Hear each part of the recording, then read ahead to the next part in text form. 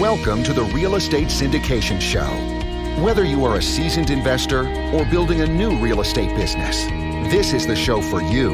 Whitney Sewell talks to top experts in the business. Our goal is to help you master real estate syndication. And now your host, Whitney Sewell. Hello, it's Whitney Sewell with LifeBridge Capital. I have some news for you from this past week that I want to share with you. I hope that you will like and subscribe, leave some comments. We'd love to hear from you and what news you want to hear. Like as an investor, what news is going to inform you the best? Let us do some of that research for you. But now for this week's top real estate investing news. The housing market is expected to normalize in 2022, according to the National Association of Realtors. Homebuilder confidence increases as demand outweighs supply chain constraints. A new home construction abound in the South. Higher mortgage rates boost buyer urgency. Home prices climb across U.S. metros. Rents for single-family homes also take a huge leap. Fannie Mae adds also rent payments to the underwriting process. And guess who is reaping huge gains from America's never-ending housing boom? So here's this week's top stories. The forecast for the U.S. residential real estate market, which fared extraordinarily well throughout the height of the pandemic, remains positive, according to the National Association of Realtors chief economist Lawrence Yun. At the recently concluded Realtors Conference and Expo in San Diego, California, Yun announced that all markets are expecting solid fundamentals and house sales are at their highest level in 15 years. He says it will continue. However, next year's performance isn't likely to exceed this year's levels. Still, Young believes home sales will outperform pre-pandemic values in 2022, citing more inventory in the coming months due to this conclusion of the mortgage forbearance program, which in turn will spur the rise in the number of houses in the market. He also expects mortgage rates, which are currently at 3%, to rise to 3.7% in the next few months due to persistent high inflation. He noted that while rising rents will continue to place upward pressure on inflation, investors must heed that real estate is a great hedge against inflation.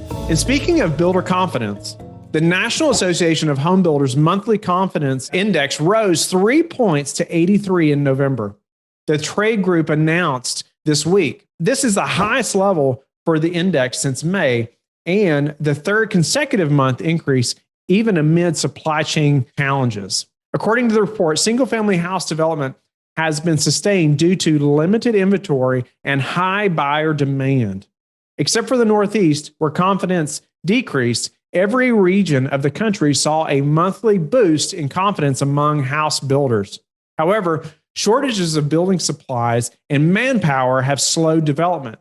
A lack of suitable lots is another issue limiting home builders' capacity to develop new homes, according to NAHB. The group calls on policymakers to resolve these issues to help builders produce more housing to meet strong market demand. Now, for those searching for new construction homes, data from the U.S. Census Bureau and the U.S. Department of Housing and Urban Development would tell you to start your looking for new homes in the South.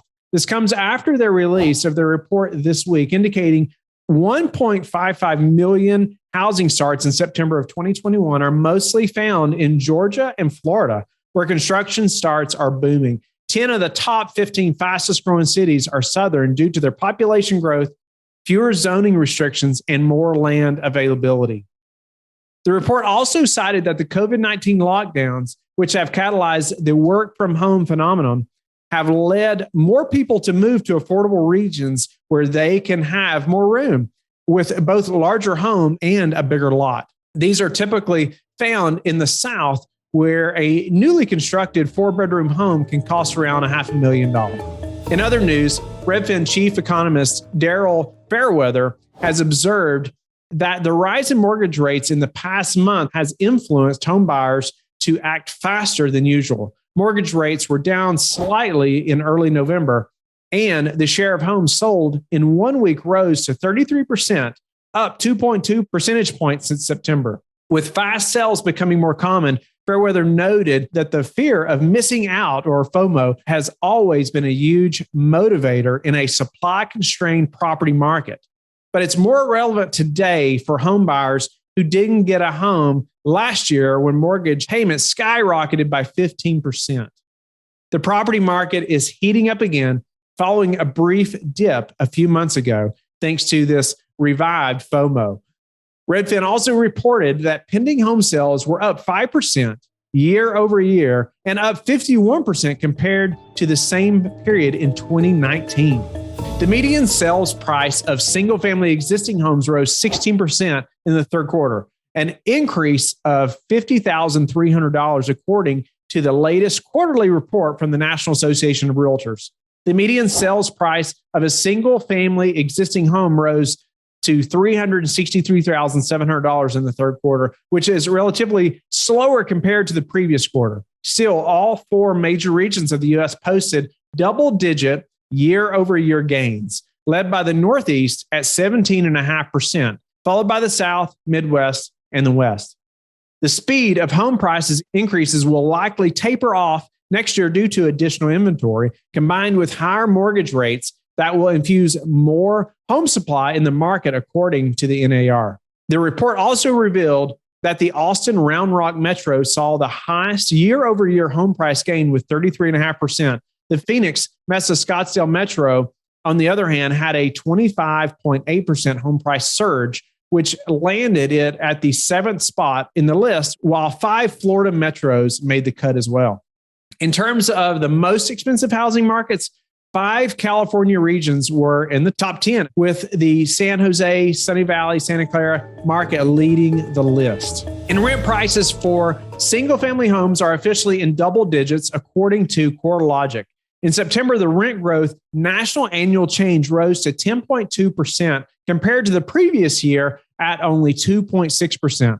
The rise in the number of jobs and sky-high prices in the for-sale housing market added to already strong demand for single-family rentals fueled by the pandemic. Vacancy rates are around a 25-year low. The supply-demand imbalance continues to push prices, while rents are rising in the price tiers, in all price tiers, and most expensive rentals are seeing the biggest gains. Miami tops the charts with 25.7%, followed by Phoenix, Las Vegas, Austin, and San Diego. Miami, Phoenix, and Las Vegas are likely getting a boost from the tourism industry return, while Austin is enjoying a massive influx of tech workers. At the bottom of the ladder are Chicago, Boston, Philadelphia, Washington, D.C., and New York City. And speaking of rent, first-time home buyers will now have their history of rent payments included in their determination of loan eligibility. The Federal National Mortgage Association, also known as Fannie Mae, recently changed its requirements for mortgage qualification. For first-time buyers in particular, it can be a challenge to meet the conforming loan requirements that include a FICO score of 620 or higher, a debt-to-income ratio of 45 to 50, and the ability to make a down payment of 3% or more of the loan amount. The chief executive officer of Fannie Mae announced that the inclusion of rent payments is meant to expand financing opportunities for people with limited credit histories and help renters who otherwise thought they'd never be able to achieve ownership. But this new requirement is expected to increase the number of mortgage applications. For those with the history of making on-time rent payments that show they are reliable borrowers. According to data analyzed by Fannie Mae, 17% of mortgage applications denied by their internal system in the past 3 years would have been approved had rent history been included. And while we're still at a housing boom, it looks like home improvement companies are gaining the most profits from it. Home Depot, Lowe's, Williams-Sonoma, and Walmart all reported strong sales results in the third quarter as a result of rising consumer spending despite COVID-19 challenges, inflation, and global supply chain shocks that have impacted major shipping delays. In separate reports, Home Depot announced sales rose 10% from the previous year to $36.8 billion, exceeding Wall Street's estimates.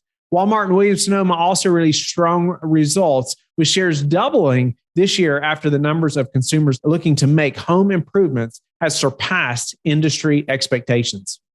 And that's it for this week's highlights for investors that we want you to know. And again, I hope you will like and subscribe. Hit that button so you get notifications of new shows, new updates that you need to know about that are current. We also want to hear from you. Please leave comments of suggestions or things you would like us to include that are going to help you in making your decisions to invest or not, or where to invest. We look forward to working with you at LifeBridge Capital. Have a blessed day.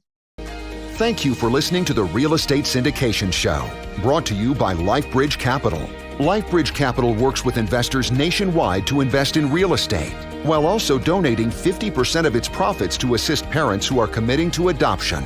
LifeBridge Capital, making a difference, one investor and one child at a time. Connect online at www.lifebridgecapital.com for free material and videos to further your success.